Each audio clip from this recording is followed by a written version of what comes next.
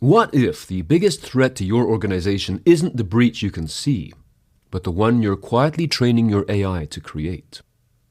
What if the real danger of quantum computing isn't in 2035, but in the data being stolen today? And what if your greatest vulnerability isn't technical at all, but cultural, human, and hiding in plain sight? Today we sit down with Jay Thurston, Field CISO at Thales, a leader who's been in the trenches long enough to know what's hype, what's real, and what's coming fast. From post-quantum readiness to AI-powered attacks, from the burnout crisis facing CISOs to the rising threat of reputational manipulation, Jay brings clarity to the chaos. If you want the truth about where data security is headed and what leaders must do right now, you're in the right place. I'm Steve Prentice, and this is the Thales Security Sessions podcast.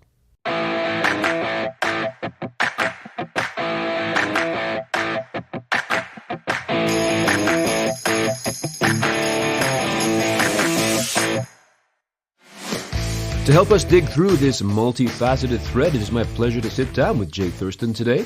Jay, welcome to the Thales Security Sessions podcast. Hey, thank you very much for having me. I appreciate it. Let's start by diving into the concept of post-quantum readiness strategies. Many people and many companies as well seem to see this as something that's still way off in the distance or in some way has been eclipsed by the generative AI revolution. But banks, however, are proving otherwise, building dedicated divisions, working with regulators, and embedding readiness into their strategies. So, Jay, what is your perspective? What are you seeing, and what is your advice?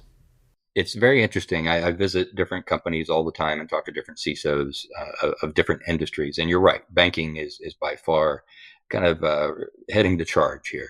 But it's just, people have to realize it's not a 2035 problem, right? This is something that you have to plan for, you have to budget for, and make some strategic decisions right now. And if we're looking at kind of the best in the fields right now with banking, they're setting up those post-quantum task force. They're running crypto inventories and updating their governance frameworks. And that's what you need to do. You need to build that base foundation to be able to build on top of what's coming. And a lot of what's coming is a little bit unknown. But if you don't have that built to use your governance platform to drive those insecurities, if you will, then you're going to be lost. And I think a lot of companies are just kind of sitting back, waiting to be told what to do. And people got to get ahead of that. Perhaps part of the problem is that the terms quantum computing and post-quantum are very broad.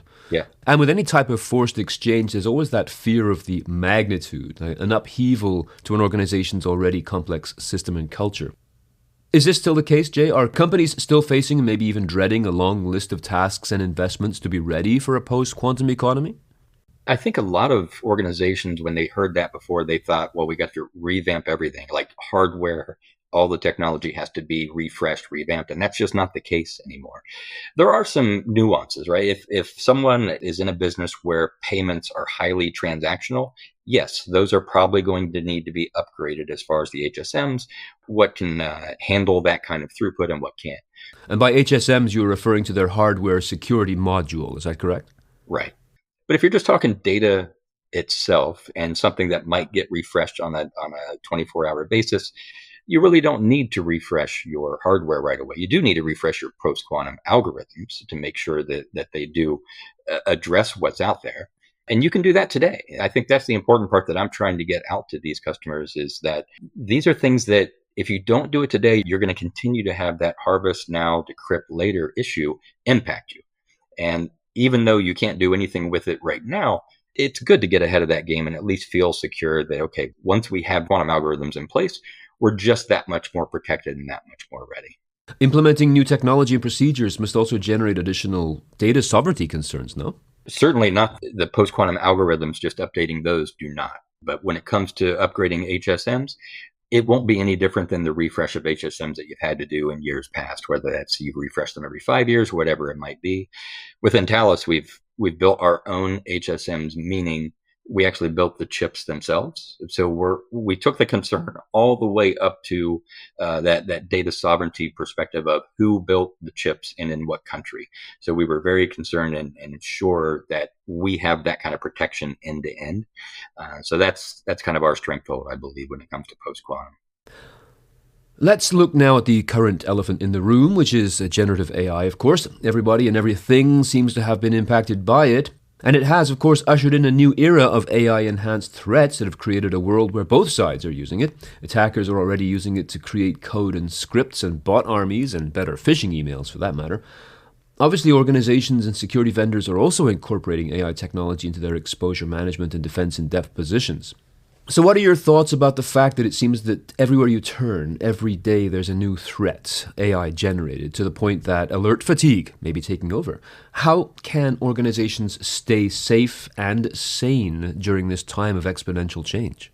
You said the first part better than I ever could of the alert fatigue. I got to start using that myself. But I go to a lot of these conferences where that seems to be all they deliver. You'll have two speakers that are up there, and all they're doing is putting fear in you, right? There's no, well, what do I do now, right? It's, well, 80% of the data that's out there are bots and AI, but no one's telling you what to do today.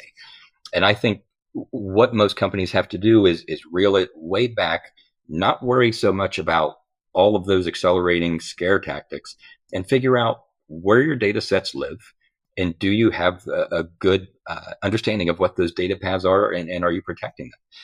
And I think it's one of those things where I find I've started inviting a lot of engineers, DevOps folks into these C-suite meetings, because I will sit there with a CISO and his executives and say, are you very comfortable with your data strategy, your crown jewels?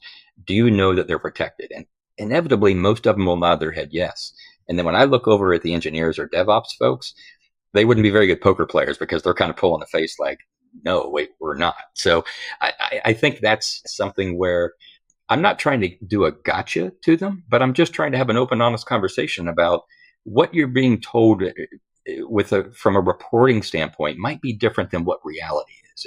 And that starts to open up the conversations a little bit more. So yeah, I could talk more about Gen AI and how we have to use Gen AI to fight it, but I really think it's going back to the basics. You've really got to make sure that you have that data set there. And the other thing I'll say about it is, I think a lot of folks are worried about Gen AI replacing their jobs. I just don't see that as the biggest threat at all. Sure, it's definitely going to replace some task-oriented stuff. But I think when it comes to cybersecurity, it's just going to shift what these cybersecurity engineers are focused on and what tools they have to fight against it. So I think the fear of the jobs going away is very minimal. Oh, I totally agree. And I also encounter that as the number one question at every session and every speech that I deliver. And I try to say that it's not so much about jobs that are being taken away as to what you can become with this tool. I equate it to like a tide that raises all boats. So it's certainly interesting to hear that the same thing happens from your perspective as well, that this is the big fear, which is, of course, very natural for humans to feel. But it is a matter of what more you can do with your talents and time while AI takes care of, as you referred to, the more basic task-oriented stuff. So, Jay, do you anticipate that this represents a long-term stage of fear and procrastination, or will people get over this and start to accept it and work with it?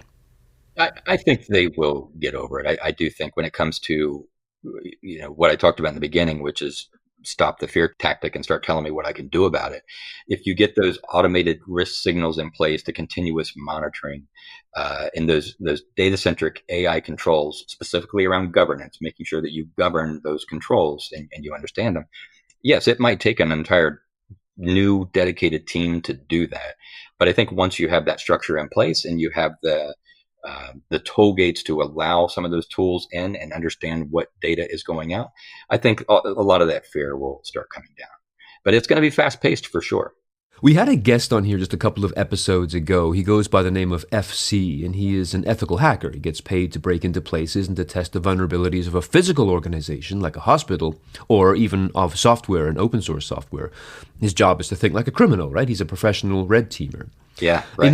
In terms of AI, he said, it's the first time that we have had a technology where both the good actors and the bad actors have equal access to it at the same time. Right. So this makes it a bit of a different horse race because companies and organizations have the ability to make data security and so forth much more profound if necessary. Right. The news media is always quick to carry the big and somewhat glamorous stories of crimes like deepfake heists, but Deeper down, there are the more insidious actions like prompt injection and LLM poisoning that are heading more directly into where data lives and tries to stay safe. So let's look at the whole idea of data, including unstructured data. It's been said that this is the next big thing, the next big problem with AI amplifying the data sprawl. Companies are losing sight of all the data that they have and where it lives. So is this where tomorrow's breaches begin, through the loss of control over data? Oh, without question. I mean, no longer do hackers have to worry about getting into the database or getting into, the different data structures that are traditional. It's going to be in Slack exports and Confluence dumps and different AI training sets and Teams files. So it very quickly went from protecting the core infrastructure to that extra level where now we have to really understand who has access to what data. Because when they bring that data in and manipulate it or put prompts against it, now what do they have access to go in and do with it? Where can they go put it? And that's, to your point, I think that's where the next level of hacking is going to happen. And I think when it comes to how companies like ours, like Thales, can help, that data discovery, classification, and policy-based protection is going to solve 90% of that, right? Tagging that data, understanding what that data is, and formalizing that. And again, it's going to take a lot of effort. And this is another one of those where when I talk to different executives at different companies, they're very confident that they have that worked out. And the people with the hands on the keyboards are shaking their head, no, we really don't, right? There's a lot of it that's worked out, but there's so much of it that is just leaking out like a sieve right now. So yeah, that's definitely going to be one of the bigger issues.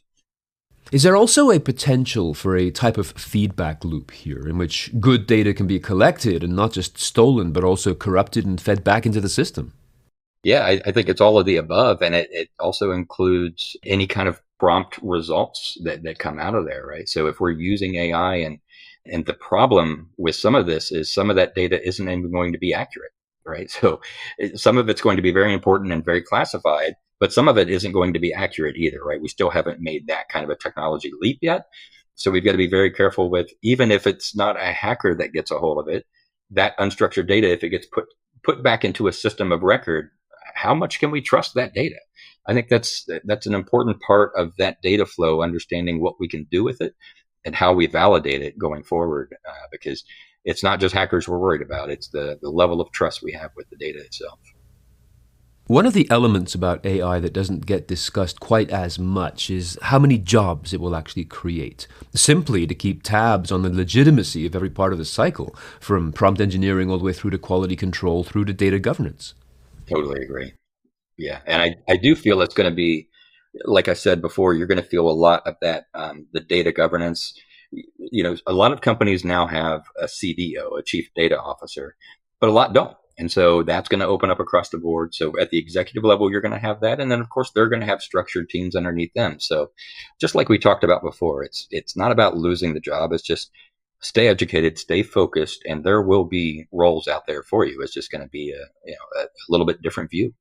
And do you think the CDO will be sitting next to the CAIO, or would they be the same person?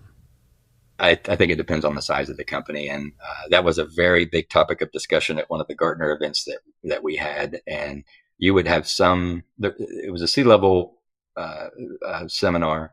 You had some CIOs and CTOs raising their hands saying, we don't need one. And you had CDOs actually sitting there, and they kind of explained what the differences is and how they interact with the different C-levels. So I think it's going to be very mixed. And it's not much different than CISOs today, right? CISOs often report up to the CIO, and then often their peers with the CIO. So it's very, very hard to tell. But I just think it's based on the maturity and the size of the company. So there won't be any right way and wrong way. This all points to a significant change of mindset, something that many organizations have trouble with. We might talk a great deal about being agile and of forward thinking, but it seems very difficult for organizations to turn on a dime or even be willing to. Right. I'm thinking, for example, of a very basic but pervasive problem that organizations aren't even nailing the security basics at this point, despite decades of awareness. The most common password in the whole world right now, for example, is still password. followed amazing. closely by variations on 1, 2, 3, 4, 5, 6. And that, of course, is then followed closely by admin. Right. Okay, so these are the ones that everyone's using in the business, right? Are too many CISOs being, let's say, led into a false sense of security because they're being told by their teams that basics like MFA and access control and passkey management are in place when they are not? I think you kind of alluded to that before, but yeah, even in highly regulated industries, people under pressure are still taking shortcuts and using bad passwords. Why are we not nailing these? Is it just simply our fear of the unknown once again? I think it's a little bit of muscle memory, really. So we're so used to having reports. In the financial industry, we would have quarterly QBRs and then monthly meetings leading up to those. And it was always the same kind of, here's where we get the data, here's how we roll that data up, here's what we present. And the scoring, the RAG rating, is based on that presentation. And it is such a fast-paced environment that very seldom did people start questioning what's changed, what else should we be looking at? And that's why the C-level, the executives, are all nodding their head yes at me in these meetings, like, we're fine, there's no issue. And the people who really know where the data is, they're scared to death because they know, and it causes a bit of a problem for them because they know that once they broaden that horizon of what the scope is for them to report up, they're going to go back to amber and red. Right. So they're going to have issues that they're going to need to start solving for out of that. And I think it extends even beyond the technology teams itself, and it goes right to the regulators. I can't tell you how many times regulators come in and have asked the same questions they've asked for 5 to 7 years. They're not looking any different either. Every once in a while, you get an ambitious one, and that's where those issues bubble up, and that's where you have to start taking care of it. But that's how a lot of these organizations work, where if we're not getting audit issues, we don't need to make any changes and we're fine. And that attitude needs to change pretty quick. It is a very human thing to be much more willing to react than proact, certainly, yes. Yes, 100%. And certainly, yes, so much when it becomes a part of the actual body corporate to, let's say, wait until we get audited before actually worrying about the problems. Why is that? Yeah, and it goes right back up to the post-quantum stuff where people are reading, the NIST standards and the predictability of when this is going to happen, and they see 2035. And I think a little bit twofold. One of the issues where they don't act is because they're not being truly driven towards acting on it, or they think some vendor is going to take care of it for them. And secondly, people might just think, well, I'm not going to be in this position in that many years, I'm not going to worry about it. Right? I think that happens a lot. And it's hard for me to take those kind of attitudes. At my last position I was there for 20 years. Right? So I'm a very loyal employee. So I'm very concerned about what is that big picture and that future state look like. And whenever I meet with customers, that's the attitude I take with them is what can we do for you now that makes sense in 5 to 10 years as well. That's a great quote. Great takeaway. Some of this sounds very typical of how we have always acted. I think about Y2K, for example. A lot of people look back on Y2K and say, it was a nothing burger. Nothing happened. Why worry? But that is despite the fact that governments and businesses around the world spent somewhere between $300 billion and $600 billion globally to fix the Y2K bug, with $100 billion of this in the US alone. So even in retrospect, it seems that people can become callous towards these kinds of threats. Let's move on and talk about team building. As a field CISO, a senior cybersecurity advisor, you bring a great deal of technological experience and wisdom to the table, but you are also, of course, required to take a leadership role, since no change or best practice can survive without an engaged team. You've told me that your team building capabilities are one of your proudest accomplishments. So let's just talk about leadership in this era and what some of the key skills that people in similar positions like CISOs and others need to ensure that they have in their toolkit. Yeah, that is by far one of my favorite parts of where I'm at in my career. Certainly the last 5 to 10 years in my last role, having global teams in Argentina and Singapore and India, across the UK and US, you had all different kinds of skill sets, not just looking at their careers to bring everybody up, but making sure they understand how that all works transparently, meaning they would understand what that hierarchy looked like based on a partnership of trust with them about where I think they stand. And it was always a good two-way communication, but it was so much easier when someone would leave and you would then promote from within, and everyone would already expect and understand who that is versus expecting it was them. So I think that transparency is one thing about the teamwork and leadership that I really thrived on. And the team seemed to like that. But yeah, nothing made me happier than to have someone underneath me get promoted, whether it was within my team or see them go somewhere else, as long as it was growth for them. And once the global team started seeing that I was on their side to make sure that their career and livelihood was my focus, that's when they would be very, very open and trustworthy with me. And I think that's a much better way to manage than just by hierarchy only, right? You just do as I say, don't worry about, what I do kind of thing. So it sounds like you practice the servant leadership model very diligently. Yeah, absolutely. If I was to ask you to summarize leadership down to one word, what would you say is the one word that describes your kind of leadership? I hate to use what I just used, but I do think it's transparency. I do think it is having those hard conversations when you need to have them, being brutally honest with people, of course, one-on-one, making sure that they understand what it is that they need to grow, what it is that's working and not working.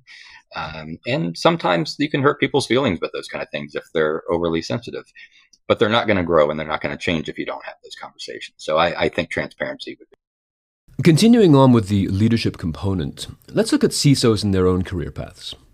The average tenure for a CISO in a specific organization is quite short, it's like 18 to 26 months. Yeah. And the reasons for departure include intense pressure, burnout, high stress, and increasing personal liability from security breaches and regulations. Not to mention a lack of executive support in some cases.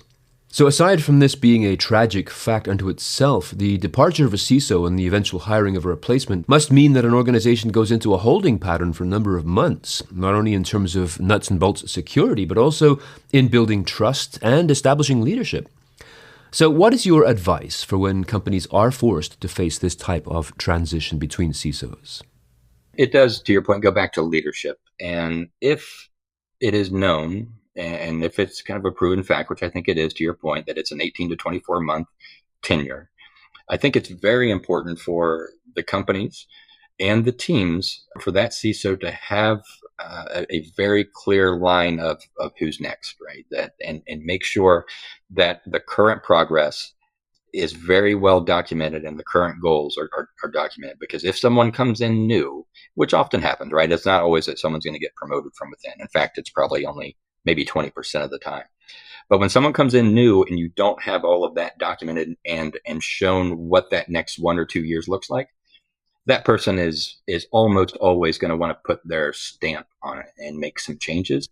And all that does is stop the current forward progress that is there and kind of creates churn where almost nothing happens for the next year. And that's always very disappointing to see. And that goes for reorgs and those kind of things as well. You can't stop it. Those things happen all the time, but it's all about very clear future documentation, where it is that you're going, what you're going to save. And that's what I always tried to have, was where I'm going and why I'm going there. And the why was always what it's going to save the company or secure the company. Not just, I want these new products because they are the best and brightest. It's, what am I going to save the company? And if you can make those kind of arguments, then I think your battle is at least halfway done. Do you prefer, when you think about CISOs, would you prefer to have an engineering-focused CISO or a holistic CISO? One being just focusing on the problems and then, let's say, those nuts and bolts, or another one focusing on the broader context of people and processes, as well as the actual technology. Which is better? Yeah, that's a great question. I don't know if I could say which is better.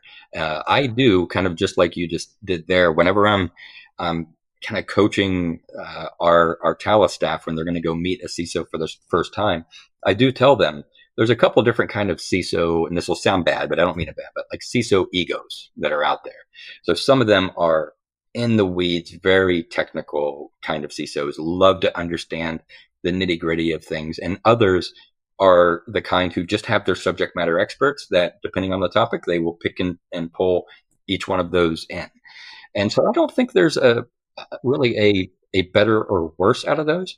You just got to know who you're talking to. And I think the reason that I say that, certainly to our staff, is you don't want to go to have a one-on-one with a CISO and just start going down this deep technical path when they usually have their SMEs there and they're not there.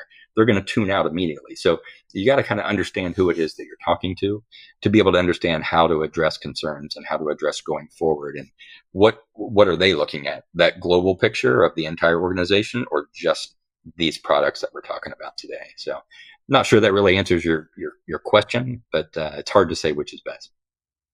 Oh, that's a great answer unto itself anyway. Of course, here's one of my favorites, and that is vendor accountability. I mean, we're seeing this right now with AI everything.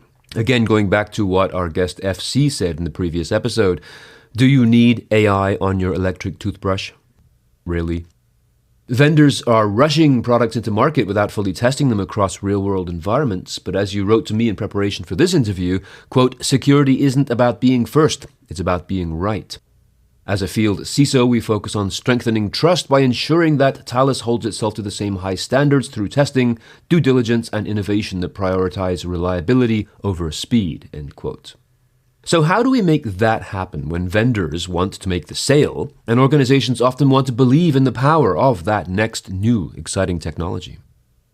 I think certainly CISOs and a lot of these engineers that vendors, I'm not talking just about us, but all vendors deal with, they're a lot smarter than vendors think, and they can see through some of the stuff that is just being sold to them.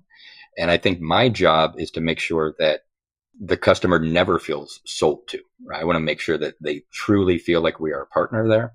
And I'll take a quote from one of my favorite CISOs who I work for, which is Pat O'Pett. And, he wrote a very good article about vendors, about the risk of some of the data or some of the products that come into their environment. And the most important thing to him is, who cares about the latest, greatest bells and whistles? What I care about is once it's in, it should do what you said it's going to do. And it should never introduce new risk in my environment. Those are the key things that I try to make sure that Thales is doing now. And that was kind of one of my conditions upon taking this role, was that, look, guys, I'm going to take a mirror, put it right back on us, and see if we are doing what we are saying we're doing. And that's the reason I don't want to be a part of sales, because it's important to me that the products are very, very well thought out and well tested before they ever get to that point to where we can sell them. That's the most important part to me. And we've gotten there, right? We've got a great product team. I get to ask the right questions at the right times and really challenge them, and I'm very satisfied with where we are versus where I know other vendors are just, let's release this, let's get it out there, and then we'll fix these bugs later on, which is a horrible way to go. And I think that goes for not just vendors, but I think it goes for internal organizations that we might have as customers. So we'll just take banks, for example. I can't tell you how many times a high-ranking business executive said, we're buying this tool. And it didn't go through the normal standard checks. It just came in and, hey, we have to use this. And it was almost always a disaster, right? It was just a bad idea to do that. Caused way more churn and issues than it ever solved for. And so, yeah, I think it happens across the board, not just people kind of dig their own holes with that one. Seduced by the shiny toy. That's exactly right. Well, it's hard not to. I mean, this stuff is exciting. And if you think, well, if we don't get it, our competitors will. Right.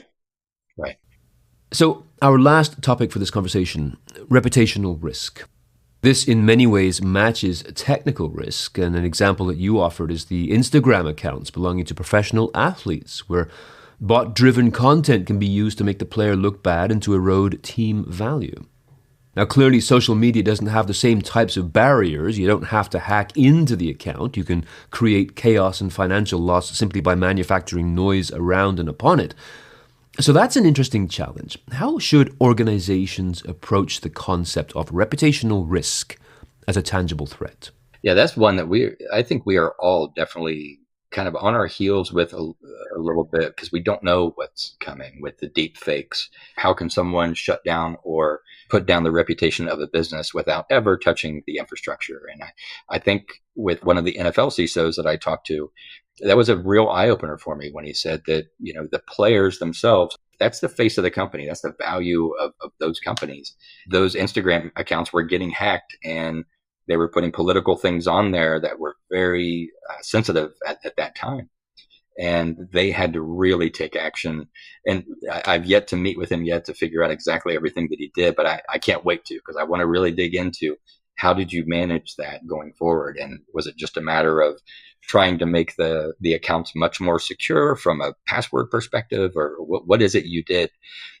And I know part of it was just heavy monitoring, making sure that they kept a real close eye on each and every post that was out there. But that's going to be true with many companies. Now, if someone hacks my account or your account, we're probably, it's not gonna hurt Thales too much. But when it's like a Tom Brady kind of famous person, it's going to be huge and it's going to be all over the news. So it's definitely something we have to worry about. If it's a CEO of a company that gets hacked, they're going to have to quickly prove and explain that was a fake versus something real. So again, it's another way for us to say jobs aren't going away because of this. You're just going to add new ones to be able to kind of figure out how to mitigate these kinds of new risks that are out there that we've never had to deal with before. It's quite fascinating to think about information as a volatile substance. I mean, we've had libel and slander for centuries, but this explosive nature, I mean, Tom Brady makes a lot of money for a lot of people, right? Right. So does any other celebrity, right? Right. Yeah. So what I really enjoyed about what you said there is it's also your willingness, and speaking collectively for Thales, your willingness to learn. We don't all have to have all the answers right away, but your willingness to learn and to find out what the solutions will be, I think, is a very welcome approach. It's not like saying, I don't know what to do. It's a matter of saying, let's build on this and work together. Whenever I go in to meet new companies, new executives, as the field CISO for Thales, I tell them, I'm not here to tell you what's right and wrong, right? I'm here so we can learn from each other. I get to talk to a lot of people in your industry. I can tell you what's worked and what hasn't worked. You can tell me some secret sauce that you guys have figured out that works great. So they truly see it as a good partnership, and it's been a great addition, I think, to Thales to be able to bring that open, honest dialogue in when we can share that with the other customers, and everyone benefits. Well, Jay, I could talk to you all afternoon. This is a masterclass in strategy and leadership, and not only do you dive deep into these topics, you also shine a light on some hidden corners, and that's of enormous value. So what do you have for us, let's say, as a closing piece of advice? I think the most important thing is knowing that cybersecurity isn't about fear, it's about clarity. So just let's have these open, honest dialogues and just dig in where we can, and we'll help wherever we can. Jay Thurston, Field CISO at Thales, I want to thank you genuinely for being here and for sharing your wisdom and experience here on the Thales Security Sessions podcast. Thank you so much. It was absolutely fantastic to talk with you. Remember, if you like what you hear, be sure to subscribe and tell a friend or a colleague or a client or all of them about the Thales Security Sessions podcast. Not just for the next one, but for our archive of highly useful and relevant past conversations. We will be back again very soon with another episode and another discussion on the topics that you need to know about to successfully carry on in the business of information security. Until then, I'm Steve Prentice. Thanks for listening.